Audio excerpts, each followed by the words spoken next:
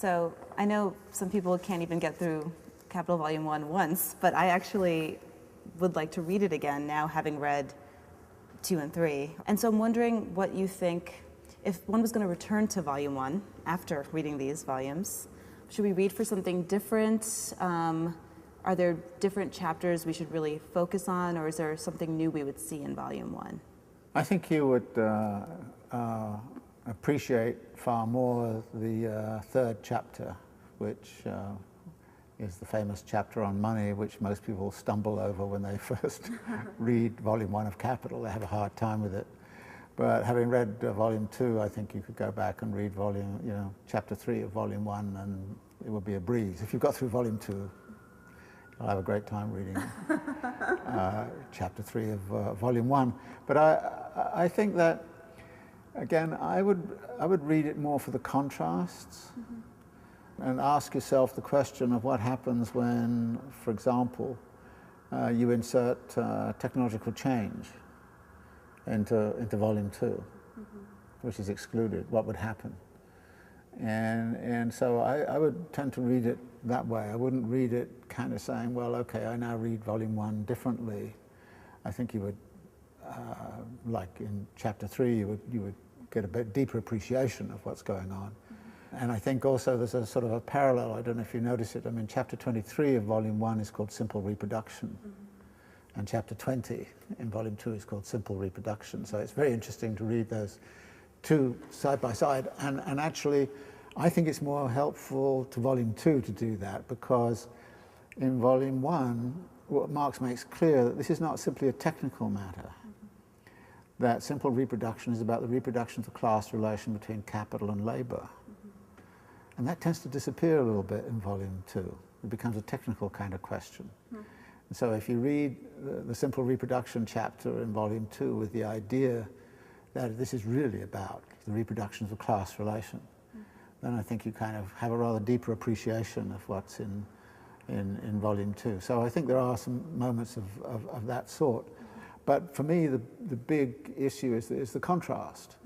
That in Volume 2, the workers are getting more and more impoverished, whereas in Volume 3, you start to see this kind of question of workers' consumption coming into the picture as a sort of a thing that you have to maintain at a certain level in order for the equilibrium of the total organization of a capitalist society to work. So I would read it more for the contrasts than for kind of supportive, deeper insights, although those can be had. Okay, well, you finished Volume 2, right? Time just to celebrate, so we can go out and party. I think I wanted to use this session so you could ask general questions about what's going on in Volume 2, and any specific kind of questions that are still muddling you. But I thought I'd start off by reminding you a bit of the framework that I started out with from the Grundrisse, in which I suggested Marx sort of distinguishes these different levels. The universal, which is the relation to nature, the metabolic relation to nature, and that is a sphere of natural law.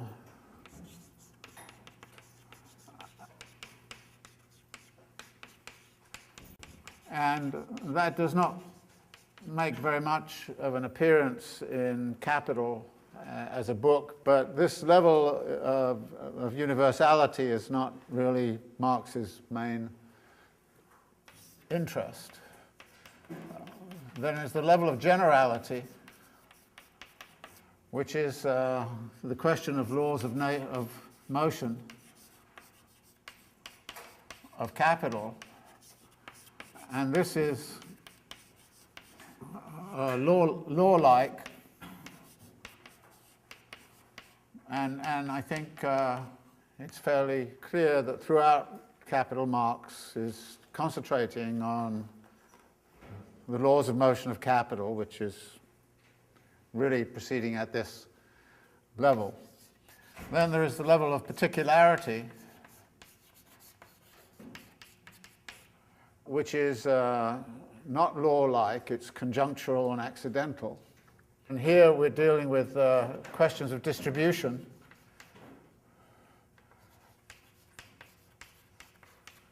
The categories of interest, rent, taxes, profit on merchants' capital, and all the rest of it. And of course, distribution is also about wages and also about profit rates.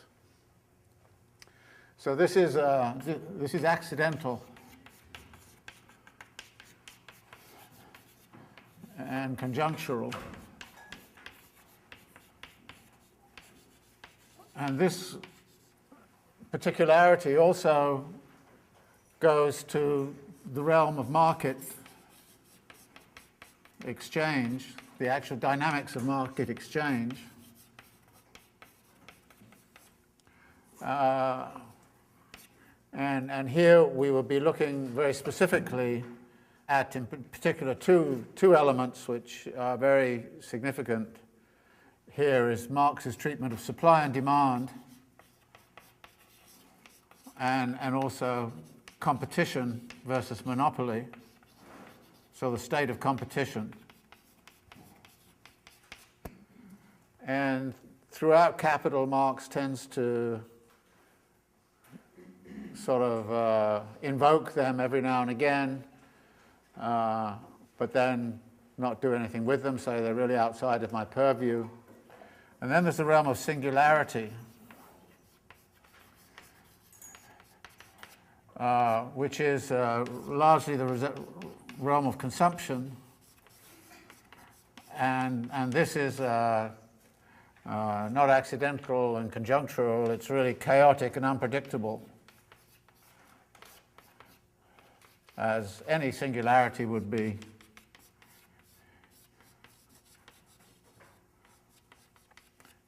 Now, I think you would probably agree with me after reading Volume 2 of Capital. You would say there's very little about singularity in the realm of consumption, except insofar as both the bourgeoisie and the workers have to consume. So at a certain point, but how they consume and all the rest of it is left to one side. The particularities are not taken up either. So this is the level at which Marx works in Volume 2 of Capital right the way throughout. Now, when he presented this kind of schema in the Grundrisse, what I think Marx also did at the end is to say, if you want to understand society as a totality, you have to think about all of these elements moving together. That is, you have these, uses the imaginary of an organic totality. Well, it's not organic in the sense of a tight organic, it's so more like an ecological organism in which all of these elements are working together, which then immediately raises the question, what's the relationship between what Marx is discovering about the laws of motion of capital at the level of generality, what's the relationship of that to history? And as I think I pointed out in the first lecture, on the first page of Volume 1 of Capital, Marx says, to discover the uses of things is the work of history, suggesting that there's something over there called history, a body of inquiry called history, and a body of inquiry over here called political economy. And he's going to do the political economy, and the history is to be done somewhere else. So one of the questions which this poses then is, what's the relationship between these laws of motion which he's set up and the actual historical dynamic in which we find ourselves? And I think theoretically, immediately you would say, well, you can't actually explain everything going on around us right now simply by appeal to the world of generality. You have to actually invoke all of these other elements. And if you look at Marx's work and you say, well, what kind of theory of consumerism is there in Marx? The answer is it's not there at all.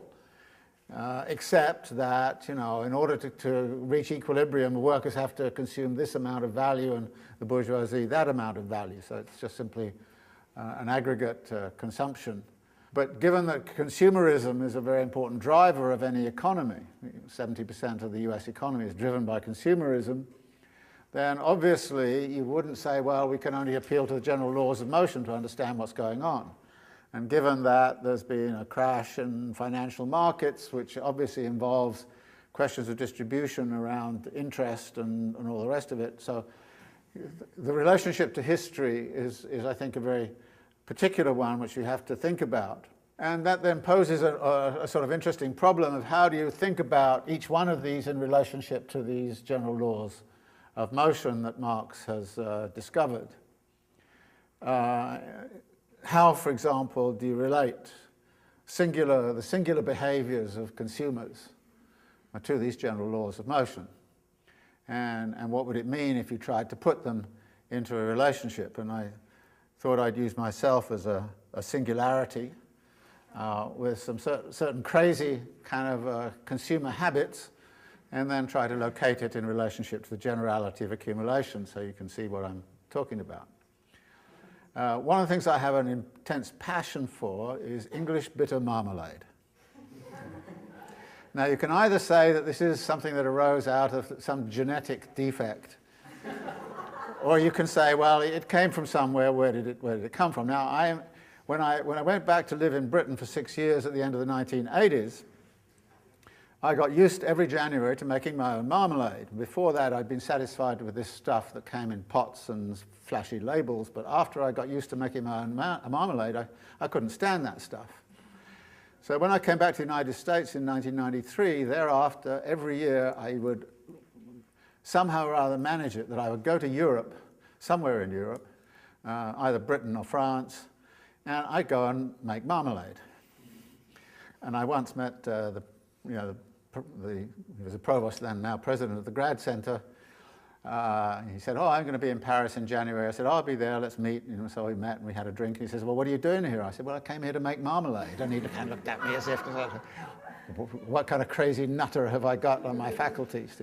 You don't make the marmalade, you make the pulp. I make the marmalade back here, but you make the pulp there. So I would do this every year. And about 4 or 5 years ago, I really did engineer it to a visit to Cordoba in Spain.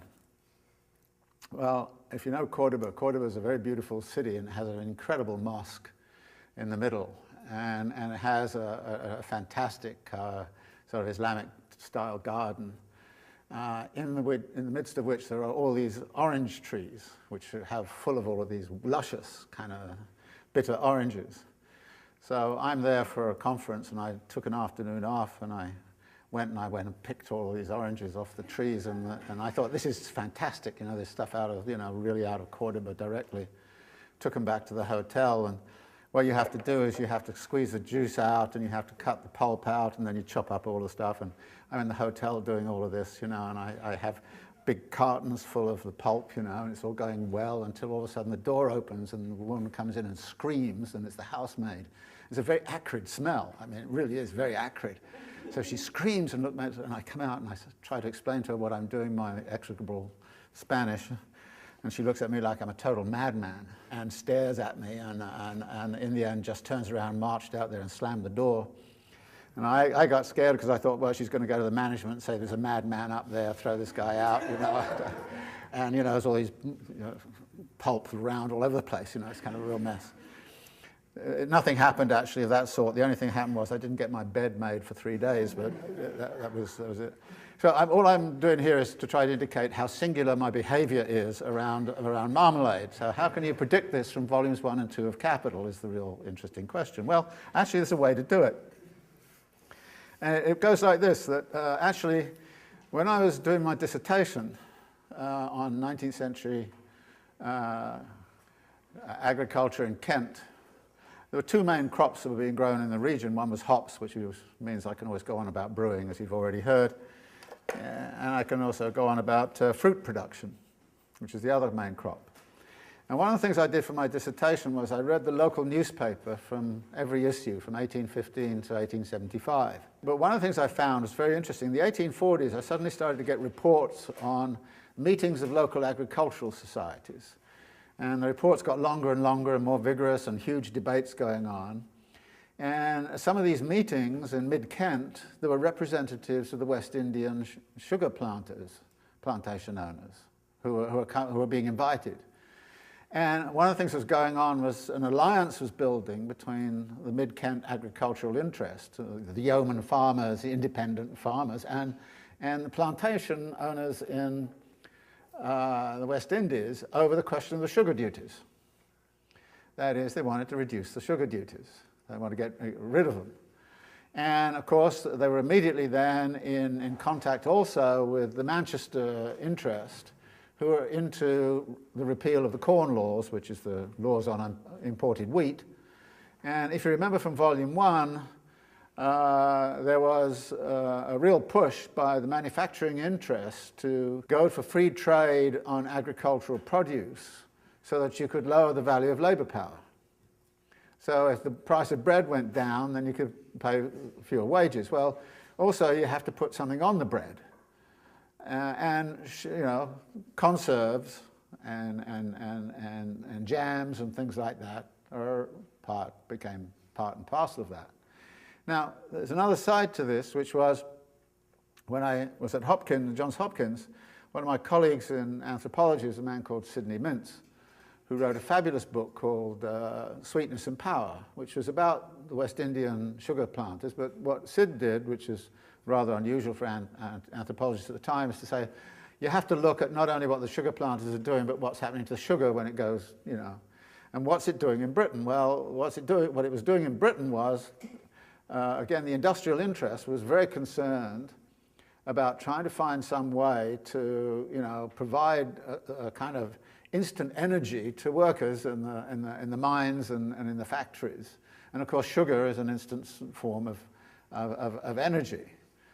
And so there came this whole kind of notion in British working class of the tea break, where you get a big mug of tea and it's full of sugar, and that gave people the energy to sort of go on. Well, there's a lot of sugar, a tremendous amount of sugar in conserves and jams.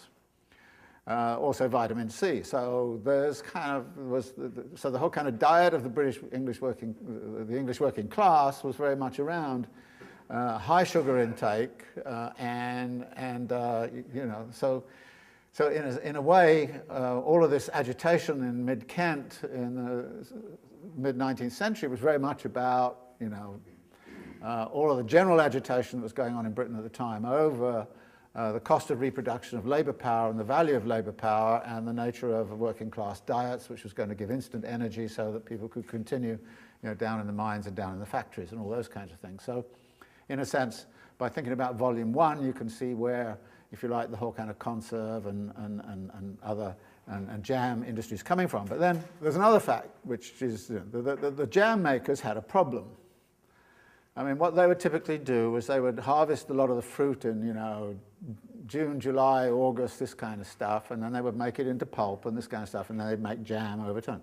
By the time they got to about Christmas time, there was what were you going to use your fixed capital for? So the jam industry had a problem of about 6 months of the year it had nothing to make. It had no raw materials. Until some nutty Englishman like me went down to Spain, saw all of these oranges lying around, nobody using them because they're bitter and horrible. And actually the reason they are that is because the Spanish liked the orange blossom, but didn't like the idea of people scrambling over the trees to get the actual fruit. So you have a fruit that can't be eaten, And this probably some Englishman went down there and kind of said, "My God, all this stuff's lying around here. It lies around here, and it comes to maturity in January. Why don't we scoop it all up and take it back and put it in the..."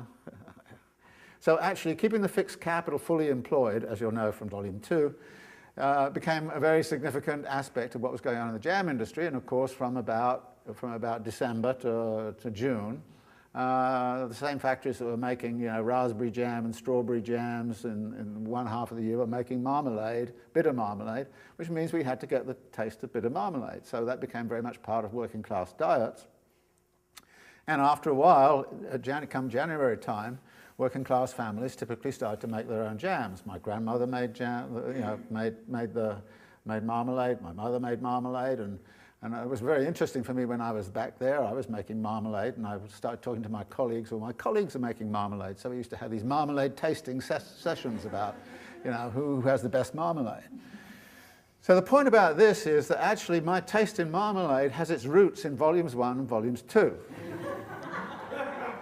Okay? Now, if I say this, somebody's bound to take this seriously and say, you see, what you're doing is you're turning everybody into an automaton where all they do is sort of actually not having read volume, that secretly they've been manipulated so that they become sort of little atoms of, capitalist circulation through, all explained in volumes 1 and volume 2. Well, it's not like that at all, actually. Because what I think is going on here is a very interesting formulation, which we got out of volume 3 in particular, and we pointed this out a bit, and I go back to it. One of the things, it's a striking phrase, where Marx talks about the way in which things can be autonomous and independent, but subservient. And I think this is a very, very important concept in Marx. And I think it's very important to have this sort of up front, that that's what he's saying.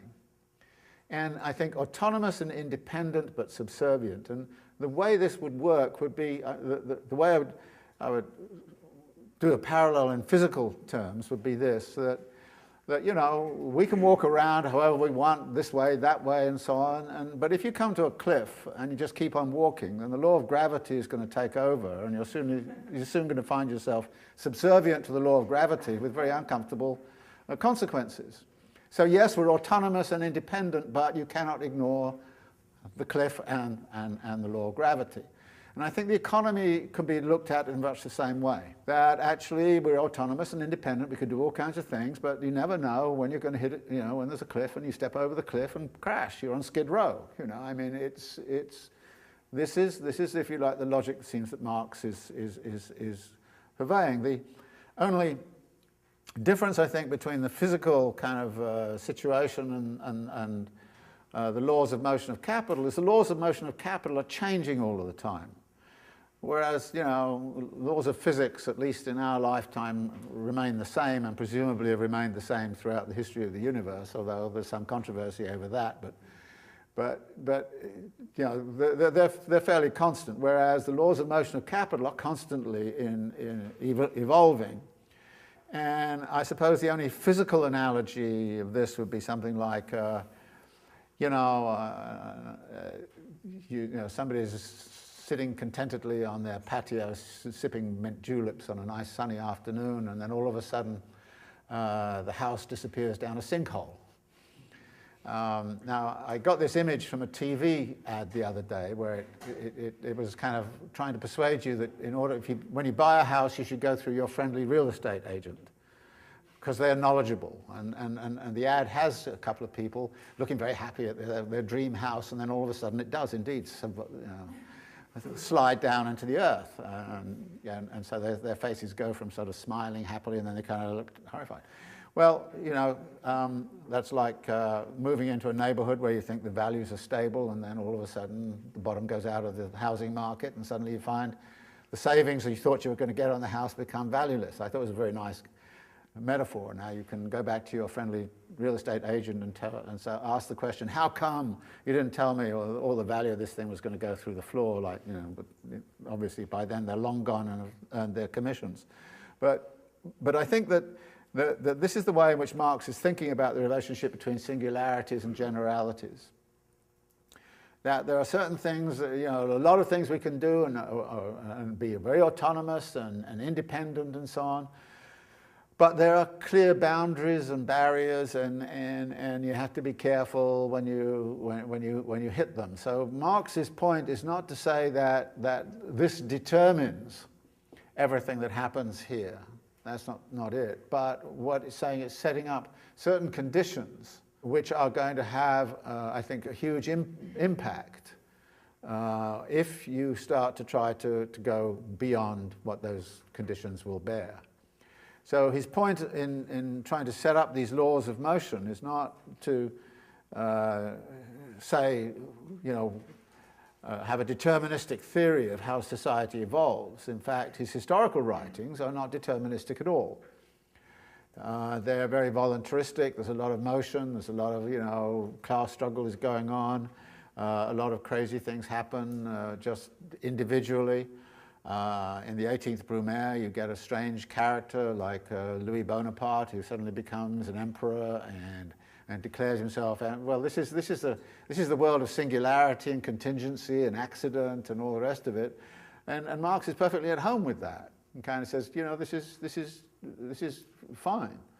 And I wouldn't expect history to be anything other than that, but history nevertheless does contain these sorts of dynamics, some of which we do pick up as we go through Capital. Now, one of the big differences between Volume 1 and Volume 2, of course, is this, that in Volume 1, Marx arrives at an abstract concept, like surplus value, absolute surplus value, and then says, what this means is the worker is going to have to work more hours in the day than it really takes to reproduce the value of their labor power.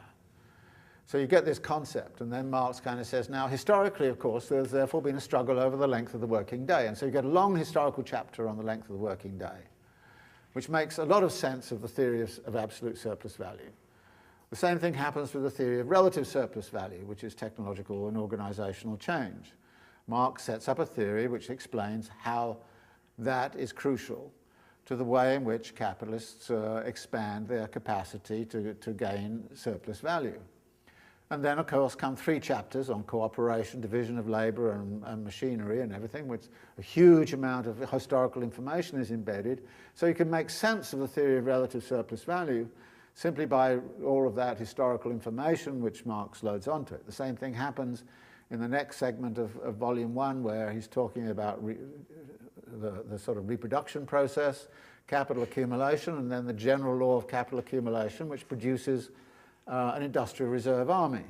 So what do you get? You then get a long historical thing about the conditions of the industrial reserve army. So in Volume 1, it seems that every time you get to a major conceptual kind of configuration, Marx then fills it with historical information, historical meaning. He doesn't do any of that in Volume 2 at all. And that makes it, I think, extremely difficult when we're first reading it to figure out what the historical meaning might be. And actually some of what goes on in Volume 2 is very hard to treat that way. For instance, the first 4 chapters that deal with, you know, the circuit of money capital and commodity capital and productive capital, and then puts it all together, that's very difficult to sort of put together with a sort of clear historical meaning in the same way that you could with, say, the length of the working day and the notion of absolute surplus value in Volume 1. And I think the same thing applies also to the reproduction schemas at the end, which are very abstract and far, far from being a model of an actual economy. So you have to kind of intuit what's going on there without any kind of help from the historical record. Where he could have done, I think, a much better historical job is over things like turnover time and fixed capital formation. You could imagine a really interesting chapter on the changing temporality of capital over historical time and what it's about. You could imagine something much more concrete on fixed capital, particularly fixed capital in the built environment and all those sorts of things. So there was a lot of historical possibility in the middle of Volume 2 that Marx never took up. And I think in some ways it's a pity he didn't. But what this does is to leave us with the problem of A, filling in a lot of the historical meaning for ourselves, but secondly also seeing what the relationship is of the generalities that are which are being constructed in Volume 2, and if you like, the totality of what's going on in an existing society. And this is quite a substantial task, and it's the sort of thing where, you know, after one semester just reading Volume 2 of Capital, you just can't go out and kind of go plonk, here it is. You know, it takes, I think, quite a lot of work. But some work has been done along those lines, including by myself, you know, on terms of, you know, things like, you know, the construction of built environments and the dynamics of spatio-temporality under capitalism and so on. So there is work which exists, which is, I think, illustrative of what's going on in Volume 2, but it's not in the text, so you don't so it's very, very difficult, like I say, to see immediately from the text what the relevance of all of this is going to be about. So I think when you reflect back on Volume 2, what you will see is a lot of propositions at this level of generality. And I think some of the propositions are very interesting. And one of the reasons I thought it significant, and it's still probably a matter of debate as to whether it was a good thing to do or not, is by bringing in some of the more concrete stuff about merchants' capital and money capital. You can then start to see some of the historical context in which some of this would make sense. But of course, when you get into that also, you're then abandoning the level of generality and you're getting into this realm of particularity. And as you will remember, the interest rate is determined not by, quote, the value of money, but it's set by market exchange conditions, i.e. supply and demand, and also by the state of competition. So many of the things that he ruled out of the world of generality suddenly come into this. One final point I'd like to make about that. One of the things I think I see more clearly happening in Volume 2 than I had seen before was that Volume 2 provides, I think, a very solid rationale as to why you have to have a credit system. Again and again in Volume 2, he invokes the credit system. And if you put it all together, you see that if capital did not have a functioning credit system, it probably would have jammed up over the question of hoarding. Now, it's very interesting. I was sort of looking back a little bit and sort of saying, how many times does Marx mention hoarding in Volume 2?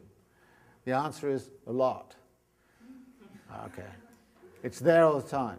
He says, well, in order to do this, the capitalist has to hoard. Now, they're not hoarding, in Volume 1, Marx talks about hoarding as kind of, well, that's what misers do. But then he says, but there is a rational form of hoarding which capitalists have to do. But it's not very well developed in Volume 1 at all. But here you see rational reasons why capitalists have to hoard.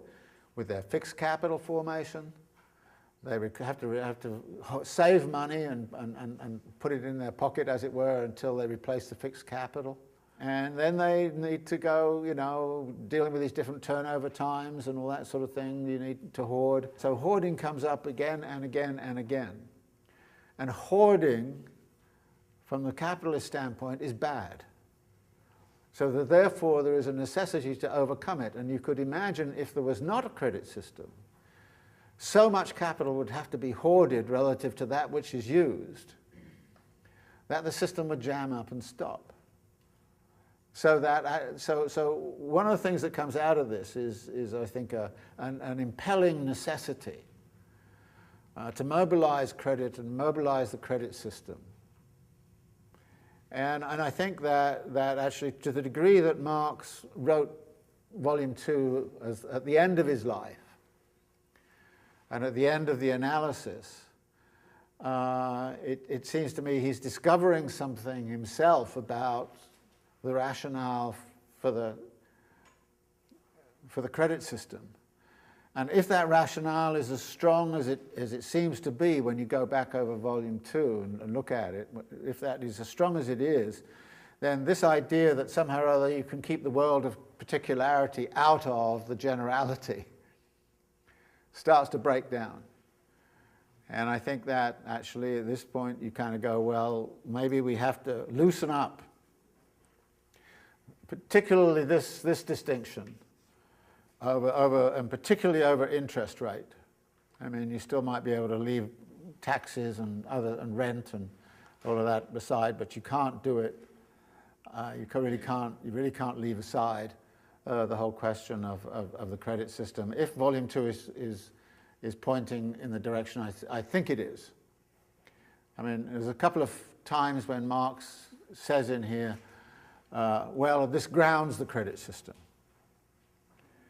And so I think that this is I think one of the important things that came out, for me anyway, about reading Volume 2 in this intense way this time, which, as I say, actually challenges the simplicity of this framework. Now, I don't think that Marx would be terribly upset about that framework being challenged. In other words, he wouldn't kind of say, oh, that's, because one of the things he's very good at is being very fluid in the way in which he uses concepts. So, for example, fixed capital. Remember the definition of fixed capital. It's not a thing. It's not defined in terms of its thing qualities. It's defined in terms of its relation to production. So I think I use the example of kind of saying, well, when a factory is abandoned and it's turned into a condominium, it ceases to be fixed capital and becomes part of the consumption fund. But by the same token, if you have microfinance going in and people are starting to use their huts as places to spin artisanal clothing or something, then their hut is being turned into fixed capital. So fixed capital is defined by a specific use and a specific positionality. So he's very fluid about that. And he clearly says in that Grundrisse passage, he says, well, there are times when consumption enters into the generality. So it's not as if he's in principle kind of got rigid boundaries here. I think he would be prepared to relax them. But as you relax those boundaries which he's imposed, then you start to get a rather different kind of theoretical perspective. And again, to me, one of the crucial ones is, of course, the relationship between the general laws of capital accumulation and the dynamics of credit and finance. So that's what I wanted to say a bit in way of introduction, but I know that some of you have some very specific questions, and when I was talking with some of you earlier in the week, I suggested that you bring some of those questions here. So I don't know who wants to start. Manav, do you want to start? One of the things I was thinking about was in what ways this scheme here maps on the question of social reproduction. Yeah. So I had a hard time sort of thinking about it in Volume 2 as just those acts of working class consumption. But rather absolutely tied into, of course, the level of generality. But right. So part of your explanation earlier, I think, satisfies me. But it's just like an absolute absent dynamic in the whole work. Yeah, I mean, when I was writing about this before in the Limits to Capital, the final chapter of Limits to Capital, I kind of said, I said, look, there are two things that are missing here. One is a consolidated and coherent theory of state interventions and how the state is operating in relationship to all of this, because Marx tends to treat it as an institutional framework which is just supporting the market, and that is that. So that's the whole kind of one. And the other, I said, is indeed the whole kind of sphere of social reproduction.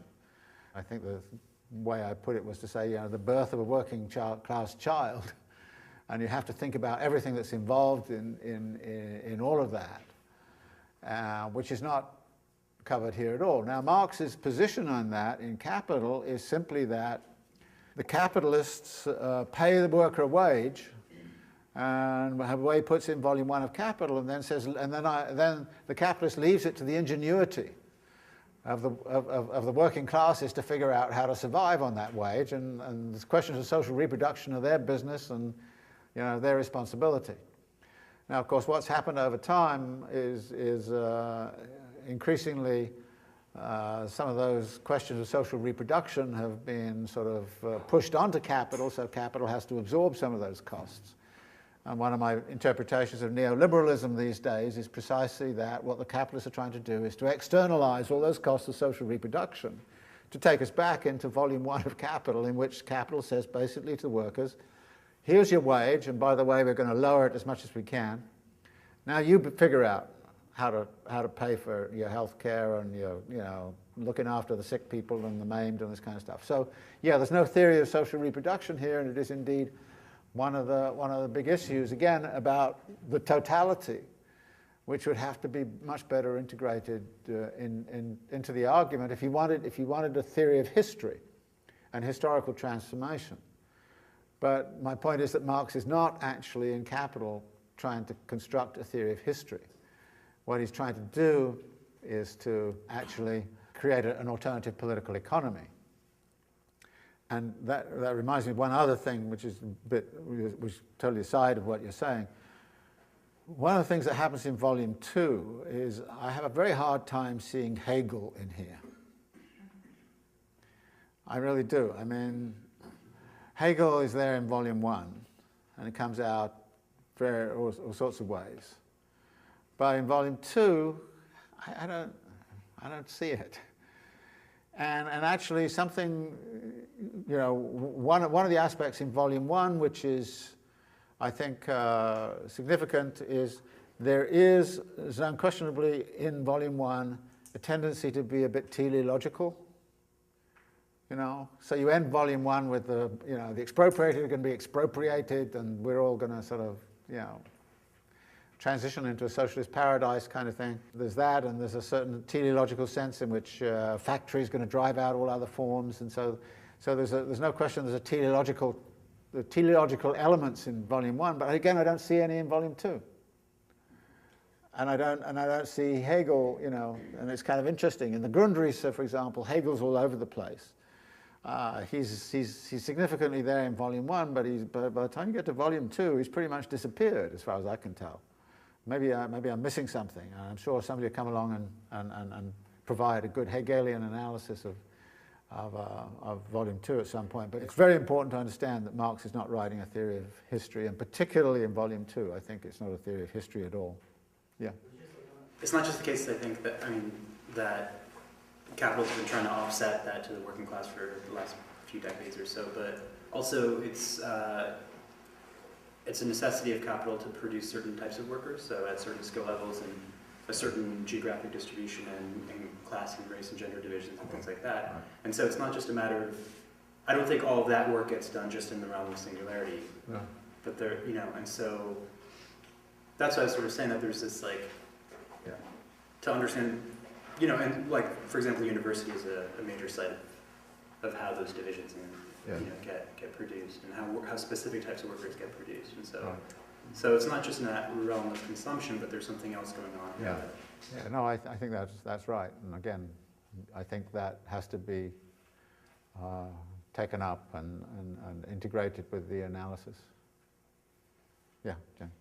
About the social reproduction, if you read, for instance, Althusser's little essay, Ideology and Ideological State Apparatuses, he starts out with the problem of reproduction, and then he's arguing, but this society needs to be reproduced not only economically, but also ideologically, and what is needed for that ideological reproduction, and from that perspective of reproduction, he develops his concept of ideological state apparatus and ideological subtraction.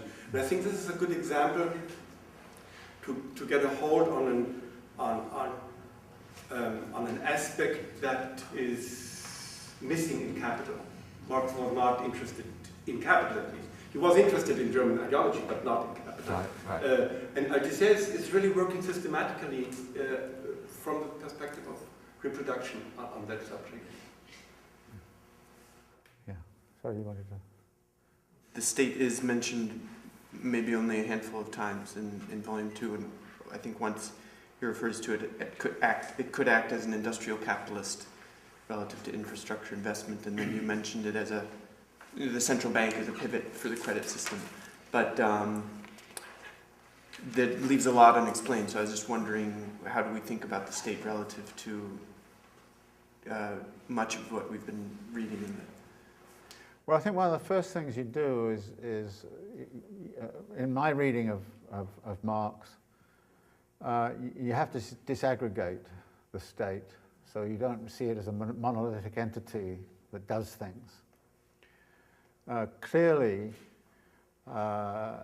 when you look at the chapter on money in Volume 1, and you look at the stuff on finance and money in Volume 3, the state management of the money is one of its big issues.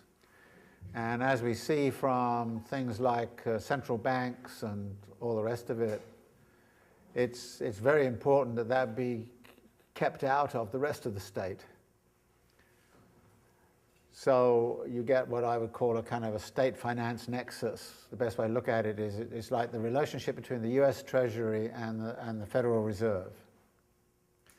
I mean, the US Treasury is a part of the state apparatus, but it's shielded from pretty much everything else. It tends to get shielded from political influence, and of course the central banks are independent of congressional control. When you're thinking about the state, you have to start to disaggregate that part of the state which is playing this crucial function of managing the money system. And of course the state policy then becomes significant. And if you remember the stuff on the credit system in Volume 3, Marx is very emphatic about what he considers the mistaken Bank Act of 1844. That is, the state created a central bank with certain kind of requirements, but those requirements were dysfunctional in relationship to the free circulation of capital, and had to be suspended in the middle of the crisis. So state policy in relationship to the monetary system is a very crucial aspect. I mean, in our situation, that part of the state is completely different from, say, housing and urban development or education or, healthcare or anything like that, I mean, those parts of the state are fully politicized and caught up in democratic kind of struggles over this and that and that and this. So it's I think you have to think about the state as different sets of institutions which sometimes conflict with each other. I mean, the typical thing you'll see from cabinet ministers' memoirs in Britain, for example, is that somebody will say, well, we had this great plan to do this and this and this, and then the Treasury Secretary said, Chancellor of the Exchequer said, no, we don't have the money to do it, it's too expensive, stop it. So usually the Treasury has a veto power on a lot of stuff. So when you're analyzing the state, I think the first thing you do is to disaggregate it and then kind of sort of talk about various aspects of it. And then there's a part of the state which is about regulatory apparatuses. And this is handled by Marx a bit, I think very interestingly, particularly around the question of the Factory Acts. And one of the things that Marx points out, that the Factory Acts were advantageous to big capital, because small capitalists couldn't pay all the investments that are needed to do it. So big capital sometimes supported regulation because it drove the small ones out of business and left them, just in monopoly power. And there's been a long history of kind of regulatory capture. The sort of K Street interests that capture the regulatory agencies, and what we saw is the financial interest captured a lot of the regulatory apparatuses, and they did it directly and indirectly. One of the indirect ways in which they did it was that, they knew that people in the regulatory apparatuses were not getting paid very much, and so they basically say to them, well, you give us the right kinds of decisions for the next 3 years, and then we'll hire you here at twice the salary. And so actually what you see is a tremendous kind of regulatory kind of capture. So the state has to be looked at in all these different dimensions. So rather than thinking of it as a monolithic thing that does something, think of it as these different activities which are integrated with the economy.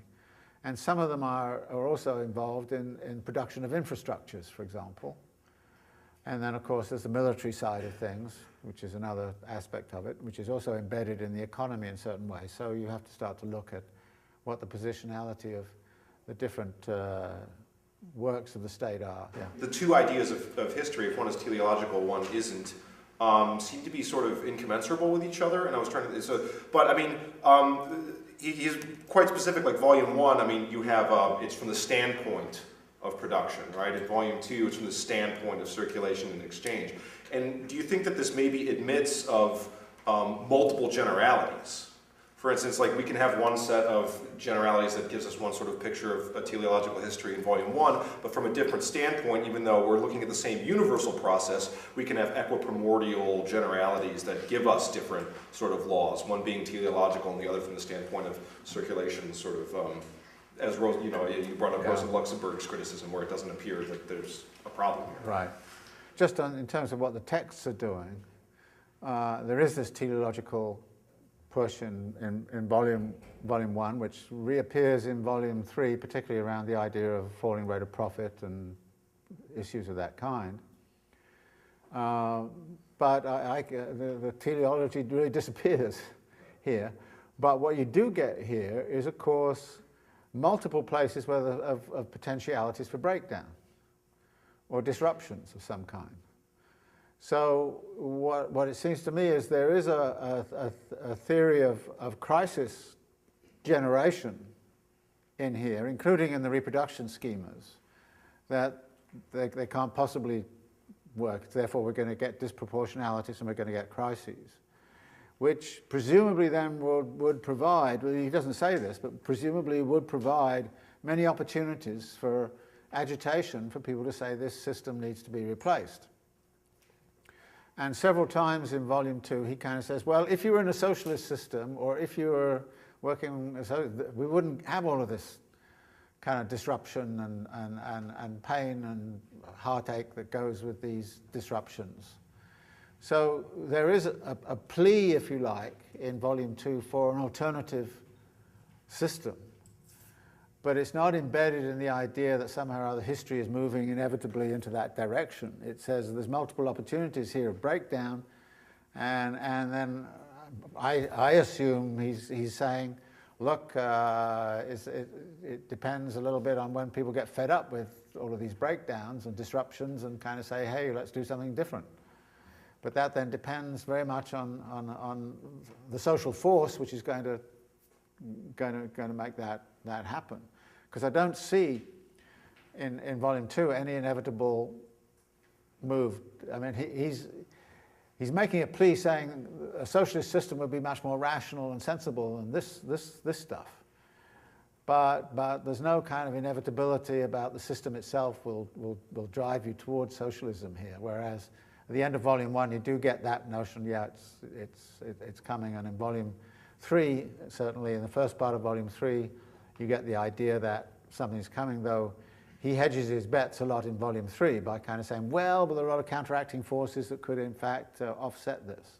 Yeah. Would you say that there's a necessity to bridge the theoretical gap between what Marx is trying to explain in volume 2 with the logic of class struggle that's expressed in his French works? I think there has to be some way of putting them together. That and to some degree, you know, I don't think I was conscious I was doing it at the time, but when I did the study on Paris, which really spread that period from, you know, the 18th Brumaire to the class struggles, what I did was to ask the question, in what ways can I take the general principles that Marx is talking about, which include, of course, time-space reorganization of the French economy and the interior of Paris through the building of the boulevards, all those kinds of things, and investment in fixed infrastructures, all that sort of stuff. To what degree could you actually start to look at the differences between the revolution of 1848 and the uprising of the Commune as differences which are coming out of the transformation of Parisian society over that, you know, 20-odd year period? So I think there is a way of bridging it, but in order to do that, you can't sort of stuff Paris history into the laws of generality. You've got to do something else with it, and in fact, I had to use a lot of stuff about finance capital. I had to use a lot of stuff about the maximization of land rent,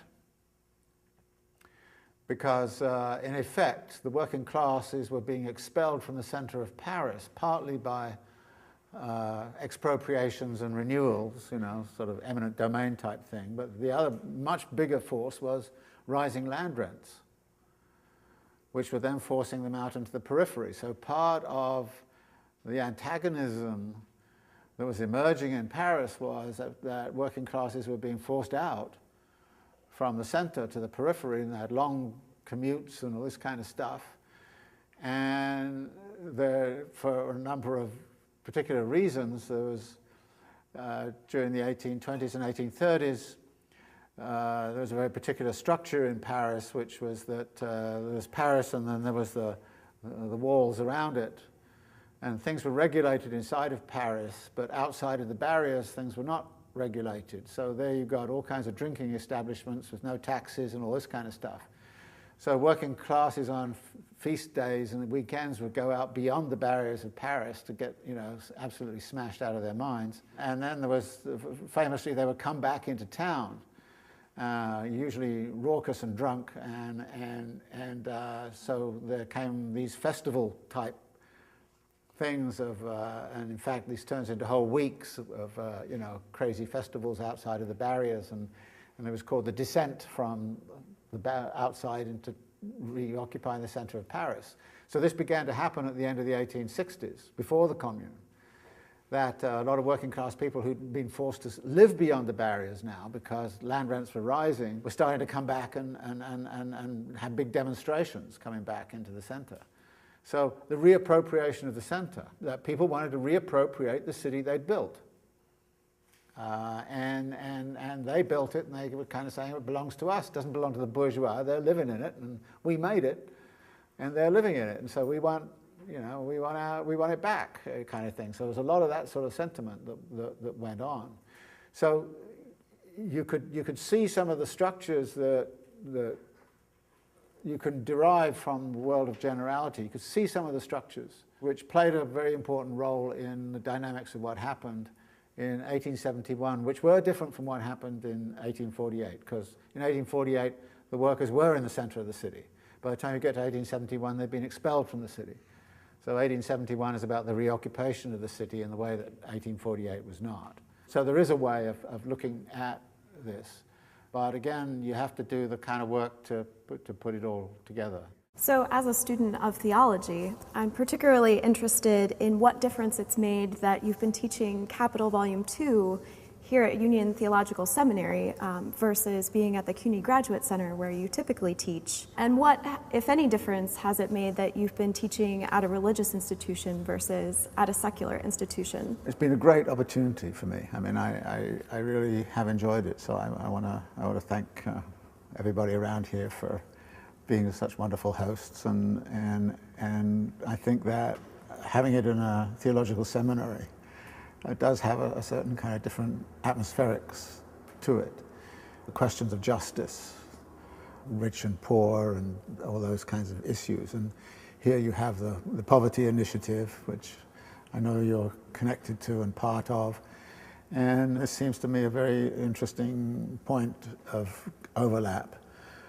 Historically, various times, particularly in Latin America, I became exposed quite a lot to liberation theology, and I find that overlap extremely significant. And I think a lot of the revolutionary movements that have occurred in Latin America have been inspired by a theology of liberation, and I have great admiration for many of those people who have been involved in that. I talked once with Ernesto Cardenal, who was a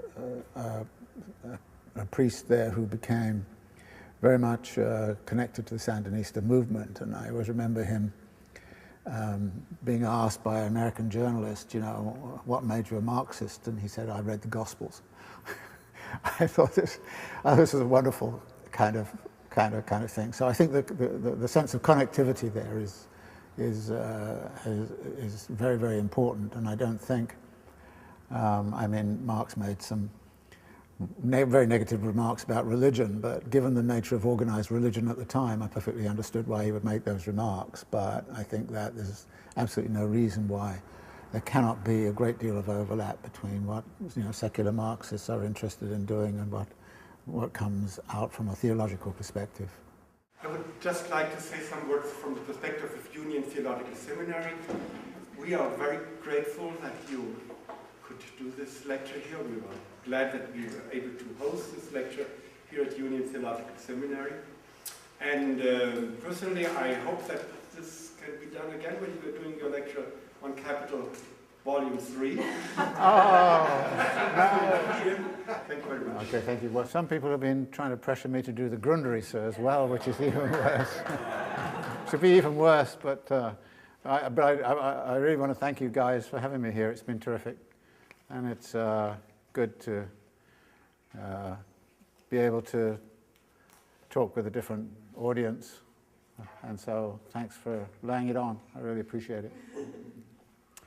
So, who else has some questions? Annie, you have some. I sort of have two questions. We kind of got to one of them a little bit earlier, thinking about how Marx is reminding us about how crisis-prone capitalism inherently is. And while there isn't as much of a teleological sort of like the system is doomed thing in Volume 2, we do get the sense that it might implode on itself. And in talks I've heard you say it's not going to fall on its own, it will need to be pushed. And I guess we got to that a little bit in you talking about sort of the conditions being right, but I guess I wanted to hear maybe more of your thoughts about what it being pushed might look like in the world of David Harvey. And then also thinking about capitalism as a totality, like we hear in Volume 2 that the capitalist mode of production tends to supplant, once it takes root, it tends to supplant and replace all other modes of production. And then in the sections we read from Volume 3, we learned that it's not just the mode of production, but the mode of social relations that get supplanted. And thinking about some of the interventions that feminist Marxists have made in suggesting that perhaps it's important not to think of capitalism as an overarching totality that dominates everything, but kind of taking note of where there are non-capitalist modes of relation that are currently amongst us might be important for theorizing and acting a way out from under capitalism. I just wondered if you had thoughts about that. The language of domination, that capital dominates everything. I don't think that's what how Marx is construing capital at all. So I think there is a tendency to misread Marx precisely around the question of is it dominating me because I like English marmalade? And the answer is no, it's not. There's plenty of room for individual initiative, there's plenty of room for all kinds of forms of association. There are multiple forms, and I think just to go back to this framework for a minute, what this would say is that within the dynamics of capitalism, a great deal of diversity is possible. For example, in the global economy, you could have a sort of an authoritarian dictatorship like in Chile, which coexists with a very social democratic left-leaning government in Sweden. And there's nothing in Marx that kind of says, well, that can't happen. In fact, precisely about saying in the realm of particularity, all kinds of different forms are possible. I think there's a misreading of Marx's understanding of capital, and what the understanding of capital is if you say it dominates everything and there's only one answer. In fact, it seems to me what Marx is saying is that there's a lot of opportunity for individual initiative, for people to do different things, and social relations which are not based on class and all the rest of it. That these things can exist in all sorts of different ways, as long as they're all organized in such a way that they don't push you over the cliff. And so the big question in Marx is where is the economic cliff over which you cannot go without crashing? And I think that this is, if you like, how I read it, and I think that's what's coming up a lot in Volume 2, is where are the blockages, the hitches in the system. So I don't, I find myself sometimes dismissed by some people kind of saying, well, you're just about capital is dominating everything. But I would kind of say, but there's a sense in which everything which goes on is going on in a context in which capital accumulation is going on.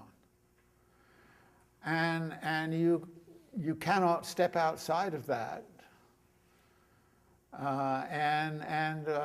You can do all kinds of things, and you may contribute to somebody else accumulating capital, or you may not. And there are all kinds of sort of possibilities. So I think that the idea that the theory of capital, which is being laid out here, is all there is just, I mean, precisely this framework of sort of saying there's universal, general, particular, and singular, is to say, we have to look at the way in which all of these elements work together. And the question of non-capitalist social relations, well, depending upon how you identify that, they've been around for all the time. And the only interesting question is how those social relations get set up and constructed in and around a society where capital accumulation is going on. And there are, however, constraints. If everybody decided to behave in a completely non-capitalistic manner, then pretty soon we find ourselves starving, because right now the stream of goods through which we live our daily lives is coming through a capitalistically organized system. And so one of the big issues that arises is how to organize the production of goods and services and all the rest of it in a non-capitalistic way so that we are, still can exist. And I think that is one of the pressing issues. Now, the question of where who's going to push it, well, that's your task. That's what you've got to think about. I mean,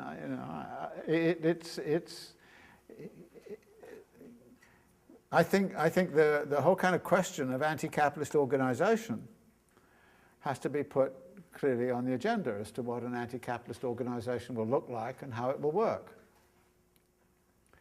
And what the dynamic is likely to be.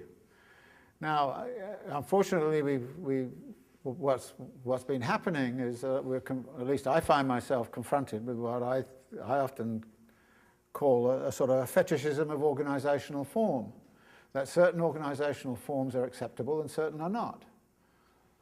And then if you ask questions like, well, in what ways does this organizational form actually allow you to confront the nature of the problem of reorganizing production and consumption in such a way that we're now talking about 10 billion people on planet Earth in the next 30, 40 years. How is that going to be done? And when somebody tells you, just because you say, well, you've got to take over the state or something like that, they say, I mean, every time I say that, people say, well, you're a Leninist, aren't you? And I say, no, I'm not a Leninist. But Lenin might have some more important things to say, but this idea that somehow or other you shouldn't have anything to do with the state, for example. And you kind of go, well, all right, let's not have a state. How are we going to coordinate certain things? What forms of coordination are going to exist over sort of, things like air traffic control? Okay? I mean, seriously. I mean, if it becomes entirely, sort of whoever gets there first, and all of the planes are rushing to sort of get on the tarmac as soon as they can and push each other out of the. I mean, a lot of capitalism is about organization, And that organisation is usually constructed in some way or other through something like a state, whether it's a state or a state apparatus or a quasi-state organisation, a regulatory organisation. So how is that going to be done? Well, you can either say, well, I don't like the fact that you have air traffic controllers in a hierarchical condition, and so who are telling you people what to do, so therefore we won't have air traffic, you know. So we'll give up flying airplanes, which will be very good for the environment. And then you say, okay, fine, we'll all live without airplanes. And then you kind of say, well, but actually, look at how much commodity transfer is going on through, you know. So you have to start to think about organizational form, and I think the main thing that does come out, I mean, this is why these reproduction schemas at the end are very important, which we were talking about last time, is how do aggregate decisions get put together in such a way that actually the totality makes some sense. And people don't like talking about totalities anymore. So we have a political environment in which much of the left doesn't want to talk about the state or anything like the state. And we have a political environment in which people don't want to talk about totalities. Okay? And it seems to me those are the things that Marx is talking about and that Marx leads us to. And of course, then people say, well, you're an old-fashioned dinosaur Marxist because you want to talk about those things. And I'm saying, well, you know, try and live in a world without them and see what happens. So I think there's a lot of kind of thinking on the left in terms of what kinds of organizational forms can actually take on the task of organizing production and consumption and distribution in such a way that we have a much more egalitarian material base to social life, and we then have to think through things like, well, how will money function? I mean, I had somebody write to me the other day sort of complaining that I had an article in The Independent say, how can you publish in a capitalist newspaper? And I thought, well, how can you publish it anywhere that's not capitalist these days? I mean, so what do? Not publish? Well, put it on the internet. Well, okay, all right, fine. But on the other hand, that's capitalistically organized in some ways too, so, you know, and can be structured in some way. So I think there's a lot of issues here, and you know, obviously we don't have time to go into it in great detail. But I do think that one of the questions which comes out of, I think, looking at the general laws of motion of capital as they're defined in Marx's Capital, you're looking at a system which is actually, for all of its awfulness and all the rest of it, is still the basic means by which the world is fed, housed, clothed, and all the rest of it. And getting out of that means finding some other set of mechanisms that can, you know, deliver us our clothing and our food and all the rest of it. So it's a big issue. This is not to say that everything that needs to be discussed is discussed in Capital. It's not. And it's precisely my point, that Marx is writing an alternative political economy, not a theory of history or a theory of historical transformation. You can get some ideas about a theory of history and historical transformation from Capital, but it is not in itself a theory of that. And if you appreciate Marx for what he's doing, as opposed to imagining that he's got a theory of everything, he hasn't got a theory of everything. I mean, and I think by clearly understanding what he's got a theory of and what he's not got a theory of, we're in a much better position to appreciate what it is we can learn from Marx, and at the same time, what it is we have to do for ourselves and what other issues we need to take up if we want to have a much more holistic understanding of how society works. I mean, there's no theory of racialized capitalism in Marx, for example.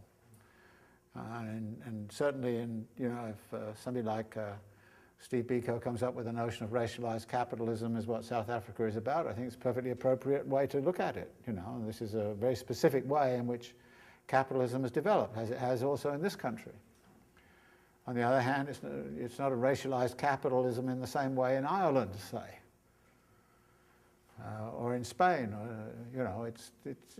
So we really have to think about you know, how to take this in different situations. And my point about sort of saying, well, Chile and Sweden can coexist, but how can they coexist? What do they have to do to coexist? They have to have an organization that can produce sufficient surplus value in those two contexts that they can survive competitively in a capitalist system. And situations do arise in which one part of the world figures out a better way to create surplus value than another part of the world. If we were having this class in the 1980s, we would have been looking at West Germany and we've been looking at Japan as the two places that had figured out a way to create surplus value. And everybody's saying, we've got to copy them. And now we've got China. So now everybody's kind of saying, the Chinese figured it out, you know, better than we have, so we've got to copy China. But notice that the rule is you've got to produce surplus value. And that's why, again, that passage of the Grundrisse, where Marx kind of says production predominates over the other moments. It's production of surplus value. And if a society is not producing surplus value, then you get driven out of competition. And you see what happens to societies which haven't been very good at producing surplus value. Look at what's happening to Greece. Or look what's happening, to Ireland. Although in the Irish case, it's very interesting. They are quite good at producing surplus value. And it's just that the craziness of the property market just took it over the edge into huge indebtedness. So I think that there are many aspects that need to be elaborated upon, in a complementary way to what Marx has to say. But if you understand what Marx has to say, Marx isn't saying this dominates everything. Although there is a lot of domination going on. I think, Jan mentioned the ideological state apparatus and the reproduction of ideology. I mean, I wish people who kind of said, oh, everything's free, you can think what you like, and you can publish what you like, and you kind of go, well, how come I can't get published in any American newspaper, I mean, I can get in the British press, but I can't get in the American. Why not? Well, because ideological apparatus won't let you. Yeah, you want to do? I just want to go back a little bit to the question of critique of political economy and theory of history to talk about imperialism. In this article you distributed to us a couple of weeks ago, the geography of capitalist accumulation, you make the following statement. We have to bring theory to bear on existing situations within the structure of capitalist social relations at this point in history. We have to force an intersection between theoretical abstractions on the one hand and the materialist investigations of actual historical configurations on the other. To construct and reconstruct Marx's theory of accumulation on an expanding geographical scale as a totality requires such an intersection. And if I understand you correctly, territorial boundaries, the competitive struggles between nation states, inter-imperialist rivalries, and even politics within states are crucial links of this integration of history and theory, since they are at least partially contingent outcomes that nonetheless are in some way rooted in the allocation theory that can be derived from Marx's theory of accumulation. Is that correct? And if it is, could you elaborate a little bit further on this link? Wow. Well, the basic idea is this: that capital capital accumulation occurs in space. That production decisions are made about where do I locate. Frequently, what happens is if firm 1 locates in a space, then the suppliers will likely locate in that space. Others will locate around it. So you get a collective space, agglomeration, if you like. So you get cities, which are concentrated spaces or of productive activity. So if you take Marx's example, you have cotton manufacturers, and you've got dyeing, and you've got all of the other ancillary things, and energy production. So capital is always about the production of space. And within those spaces, often there is a requirement for collective means of production. Sewers, water, roads, And then there's a question of how are those collective means of production produced? Who produces them? Well, in a company town, a corporation may produce them. But more frequently, the local state produces them, usually with some taxes from... So you get the production of space, but you also get the production of territorial administrative apparatuses. Now, there's a sort of historical kind of thing in which states have existence for historical kinds of reasons. My argument is if states did not exist in any form whatsoever, capital would have to create something like states in order to meet its needs of collective means of production and also reproduction at a certain point, because at some point or other you've got to have working class housing and you've got to have all this other stuff. So there's a geographical dynamic to that. And then what you see is that within this region, say, that they are producing goods of a certain kind, and they're very often in competition with other regions that are producing goods of a similar kind. Cotton has been being produced here, cotton goods are being produced here, and they're being produced over there. So that competition then leads to sort of sometimes political fights, and if you can use political power and at some point even military intervention to go dominate some other territorial space and you wipe out their industry, then you've got their market, which is basically what the British did to India.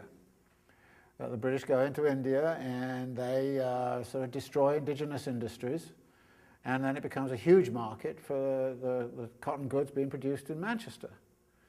So you get a colonial relation, an imperial relation of some kind, which is connected to the way in which a political institution surrounds, if you like, a productive apparatus, which then uses the political institution to dominate another space in some way. So you get geopolitical rivalries which are going to come out anyway.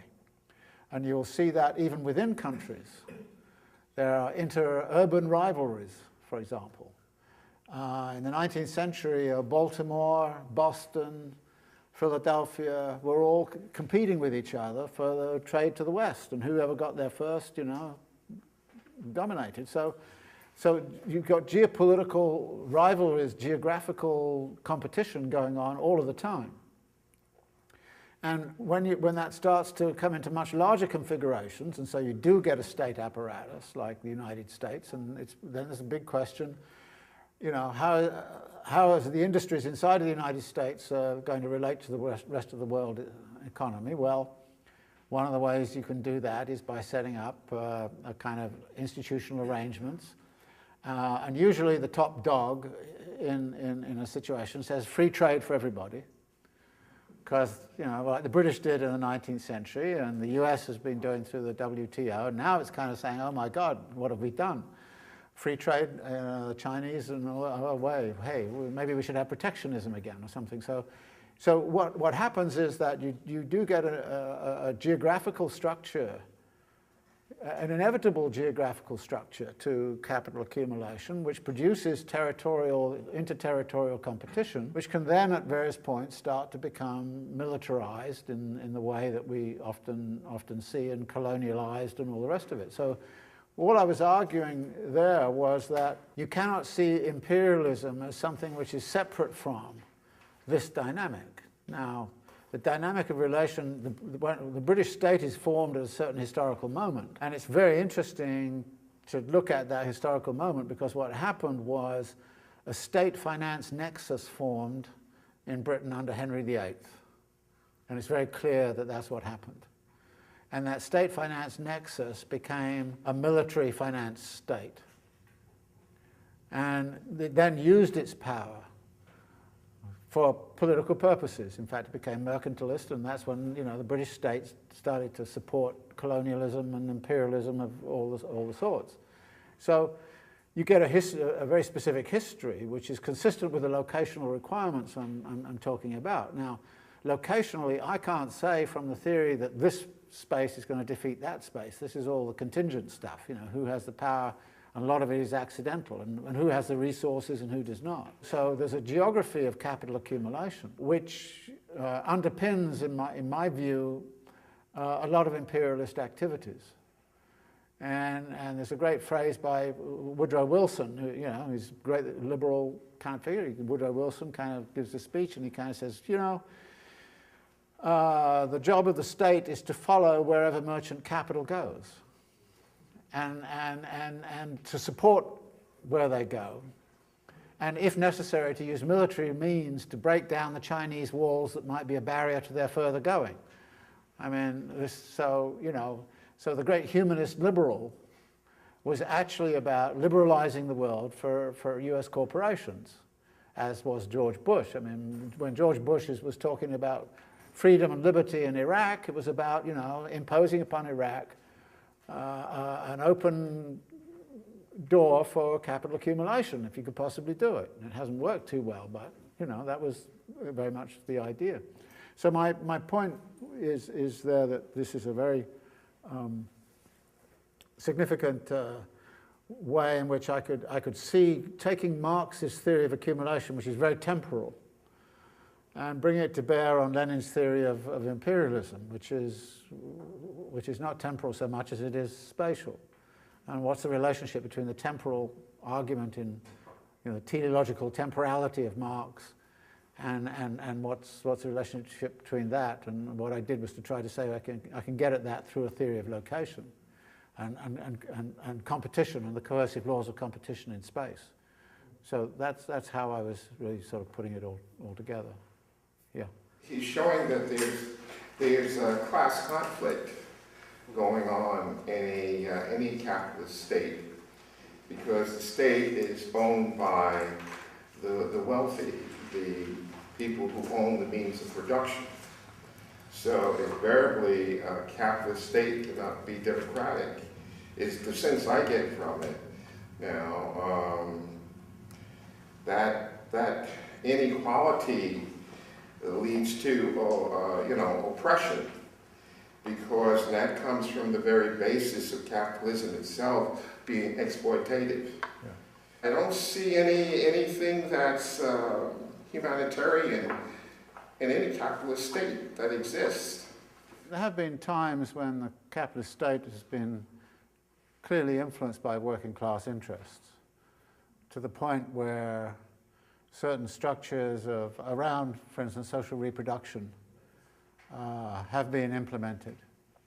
And the same would also be true of a capitalist state being influenced by recognition that you need to take care of environmental degradation and so on. So there are historical moments where the capitalist state has been, you know, more social democratic than not. Now that has very much gone on the back burner over the last 30 years.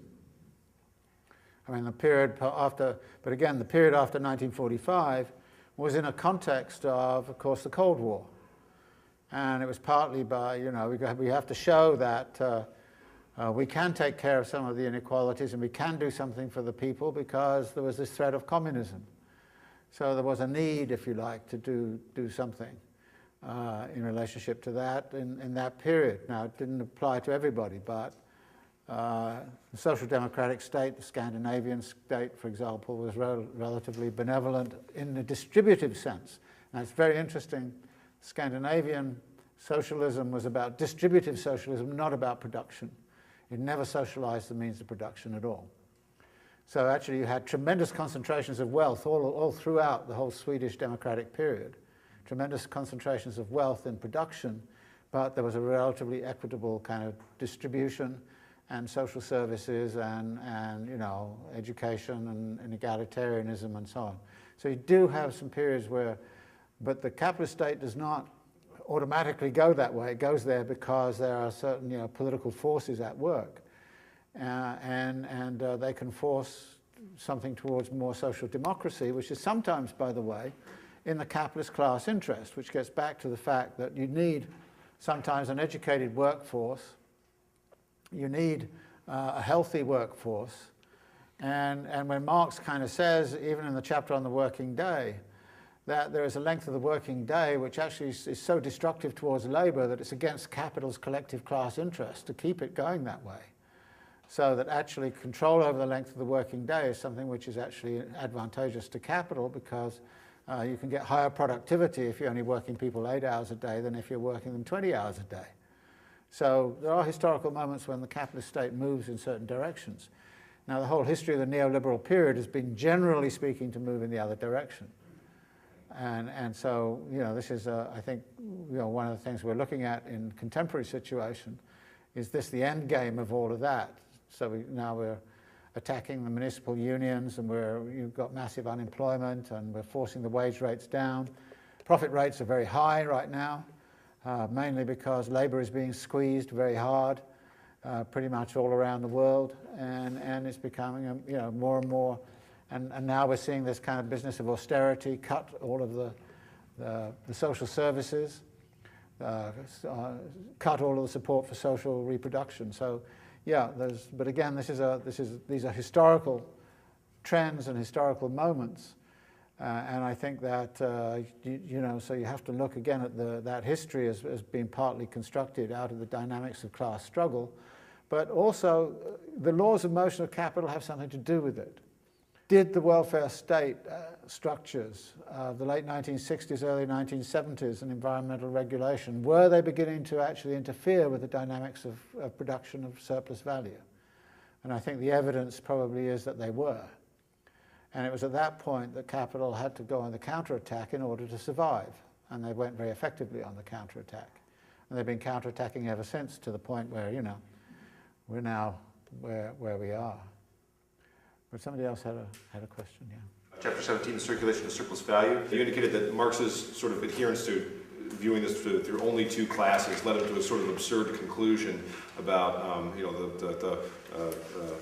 the bourgeoisie was, funding it at both ends and had to spend their own money to realize their surplus value. Anyway, I was wondering if you had any further comments on how class appears in Volume 2, particularly in light of one of the major themes of Volume 2, it seems to be, is the contradiction. There seems to be a contradiction between the sort of incentives of individual capitalists and their roles, maybe productive capital, merchant capital, finance capital, and what's productive for capital as a whole. This is where you can see, if you have the glut of finance capital, then nothing gets produced, this, that, or the other. Right. I just wondered if you had any more general comments on maybe, first of all, his strict adherence in the generality to two classes, and whether if you sort of expanded that would get you to particularity, and particularly the relation between sort of capitalist classes. Well, I think it does look very different when you get out of a simple two-class model. In practice, I would argue that the question of where does the extra money come from to buy the surplus, the only answer Marx can give, given the framework of Volume 2, is, well, since the workers can't do it, the only other class that can do it is the capitalist. So you get that answer. Now, there are two things there. First is, historically, would that be true? And there are two possible other ways in which you could get the surplus. One was, as I mentioned, the residual wealth of the feudal classes, who are consumers. And the other is through the imperialism, Rosa Luxemburg solution. So historically, there's been other options. The question then, however, would be, if we take Marx and sort of say, all right, relations with pre-capitalist formations are no longer able to do that, and imperialism has gone, how then can this be done? And there I think the two-class model is helpful, in the sense that what it says is that a mechanism has to be found whereby the bourgeoisie, through its decision-making apparatus, can somehow or other realize the surplus value that it is organized, the production of. And how does it do that? Now, Marx's answer here is largely through their personal consumption, that they go out and they eat like crazy and they spend a lot of money and all the rest of it. But I think this is too restrictive. The other possibility is that it is through the bourgeoisie organizing productive consumption, i.e. the expansion of the system, which says that the surplus from yesterday is consumed by the expansion of the system tomorrow. which is reinvestment. So reinvestment becomes an expansion of the system, becomes absolutely necessary for the system. So if there was no reinvestment, there would be almost no way in which, in that two-class model, you could actually account for where the surplus is coming from. Now, if this argument I'm making is that it's going to be productive consumption in the next round of reinvestment, there's a time gap between the production of the value yesterday and the beginning of the production tomorrow, which of course is where the credit system comes in again. That therefore speculative capital has to come in and buy up, as it were, yesterday's output, surplus output, the surplus value produced yesterday. And then it has to take it and put it into production with the idea it's going to produce even more surplus value beyond that. Now, when you go that way, you then get, if you like, the logic of the capitalist system is not about the capitalists simply consuming their surplus by having a good time and all the rest of it. It's about the constant, if you like, expansion of their own wealth and power, right? Which, given some of the motivations which are discussed in Volume 1, like the fact that money is a form of social power which can be appropriated by private persons, and therefore the lust for that private power, that power is there, then the logic of the system makes much more sense. Of the continual expansion is necessary for the expansion that's already occurred, but also that continuous expansion is pushing towards exactly what you were talking about, which is the increasing concentration of immense wealth and power in the hands of the bourgeoisie, to the point where they actually become a plutocracy, which is pretty much what we've got right now. It seems that you have two different arguments then, one in Volume 1 and one in Volume 2, as to where that constant expansion comes from. Volume 1 being the competition between capitalists, and Volume 2, you're saying here, as far as capitalism. Yes. Logic of Volume 2, to me, I mean, the competitive, coercive laws of competition which push this in Volume 1 are significant and important. But I think this logic in Volume 2 is also important. If you put the two together, you see immediately that the coercive laws of competition are going to force you to expand anyway, even if you don't have a lust for more wealth and power. So that actually, by putting the two together, you get a bit of sense as to why this is a system that is, as I argue, perpetually committed to at least a 3% minimum compound rate of growth forever. And why it must necessarily expand.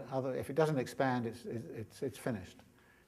So you get the logic of perpetual expansion, which is a teleological sort of argument in a way, but it then has a base.